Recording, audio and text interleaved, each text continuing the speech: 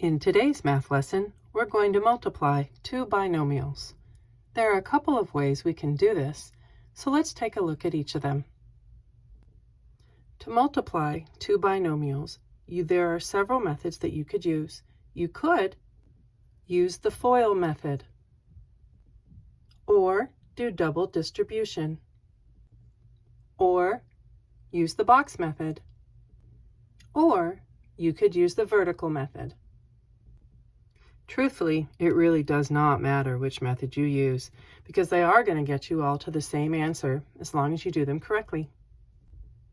For each of the examples that we work out in this lesson, I am going to show you both the double distribution method, which I usually refer to lovingly as the rainbows, and we're also going to look at the box method. As you work through your individual problems, you only have to use one method to solve them. So pick the method that makes the most sense for your brain and go forward with that. Here in example 1, we're going to start this problem by looking at how to multiply using double distribution. When you double distribute, we are going to multiply the first term times both of the terms in the second set of parentheses. From there, we are going to then multiply the second term again to both terms in the second set of parentheses. Now that we have shown what we're going to multiply, let's actually do the multiplication. As you multiply, remember, a variable that is not showing a current exponent on it actually has a quiet, discrete exponent of 1. Let's see what this looks like. Big 2 times big 3 makes 6. Q to the first power times q to the first power is going to be q to the second power because we add the two exponents together. Second term, big 2 times big 1 is just 2 with q, as there are no other q's needed in this multiplying process. For my third term, I have 2 times 3, making 6, and again, just a simple q. And finally, big 2 times big 1 for my fourth term is just 2. Now we are ready to combine our like terms. 6q squared does not have another q squared available to combine with, so it is just going to be 6q squared, where 2q plus 6q both have a simple q with only an exponent of 1 with it, so I can combine them together, making 2q, or 2 queens, so to speak, plus another 6 queens would make 8 queens, or 8q. Remembering, when you add these together, the exponent on the q does not change. And finally, your constant of 2 at the end has no one to combine with, making your final multiplied, simplified answer being 6q squared plus 8q plus 2. A second way to show the process of multiplying two binomials together would be to do the box method. To do the box method, you draw a box, and you will notice that the top has 2 compartments because my first set of parentheses has 2 terms. And my left side also has 2 compartments because my second set of parentheses also has 2 terms. After you label the top and the left of your box using the two binomials in the problem, we now multiply into each square from the outside. Big 3 times big 2 is a big 6.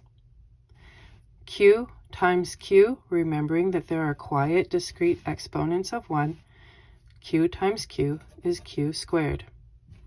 A positive 3 times a positive 2 makes positive 6. And there is a q, but only one of it, so let's put that in there. Positive 2 times positive 1 makes a positive 2. and there's only just one q. Let's put that in there. And last but not least, a positive 1 times a positive 2 makes a positive 2. What we see in this moment should look really familiar. If we write all four terms out, I have 6q squared plus 6q plus 2q plus 2. And just like we did with the double distribution, we are going to combine the like terms that are usually here in the center, because 6q squared doesn't have another q squared to combine with. 6q plus 2q again makes 8q. And then my constant of 2 at the end also does not have anything to combine with. These two answers are identical, and it really doesn't matter which method you use to solve this problem. Just use the one that works best in your brain. Let's begin our second example by again using double distribution. So we multiply the first term of the first set of parentheses by both of the terms in the second set of parentheses. As you do your multiplying, make sure to take into account positive and negative symbols. So now we're going to multiply our second term to both of the terms in the second set of parentheses. Let's do the actual multiplication, remembering that variables that don't have an exponent showing on them currently, again, have a discrete 1 of an exponent that needs to be accounted for. Big 4 times big 2 is big 8. D times D is still D squared. Minus, make sure you have your minus. Big 4 times big 3 is big 12 with a big D beside it. There's only one D in this multiplying set, so you're not going to change your exponent. Big 1 times big 2 is 2, but don't forget the minus that is in between these two terms. And there is still a D beside that 2. And finally, we've got a negative times a negative. Make sure that you take that into account, making a positive. Big 1 times big 3 is 3. Now we're ready to finish this up by combining like terms. 8d squared. There are no other d squareds in this problem, so we just bring it down. There is a negative 12d and a minus 2d. These are both able to be combined as the d have the same lack of visible exponent on them. Negative 12 minus 2 more is negative 14d. Remembering you do not change the exponent on the variable whenever you add and subtract.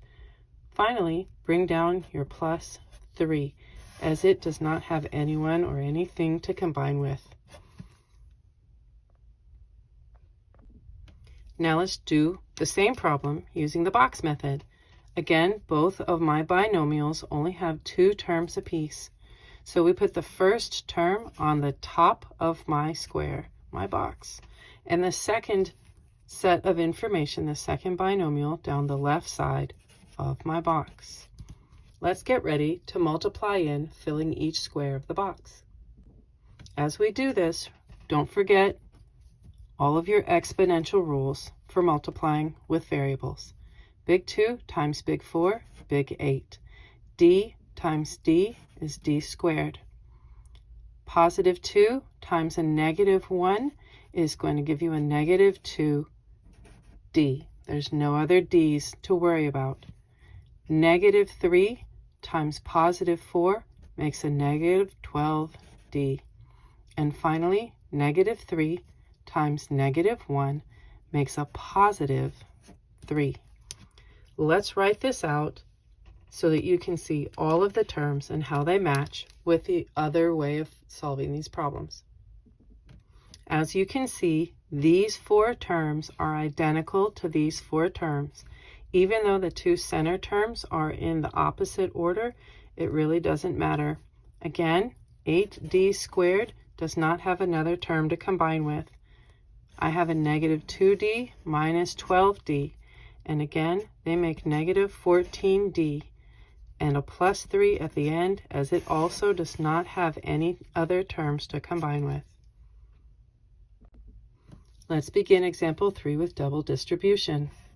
We're going to multiply the first term in the first set of parentheses to both terms in the second set of parentheses. Now let's multiply our second term to both terms in the second set of parentheses, remembering to bring your minus along for the process. Exponential rules. Both of these k's have an exponent of 1, as this one does also, and so does this last one here in orange. So together we see 2 times nothing visible, no coefficients in this other term, multiplied together. 2 times 1, that's what's really there, is 2k squared, as k times k makes k squared, plus big 2 times big 3 makes big 6 with a k. Negative 3 times k is just minus 3k. And finally, negative 3 times 3 is 9.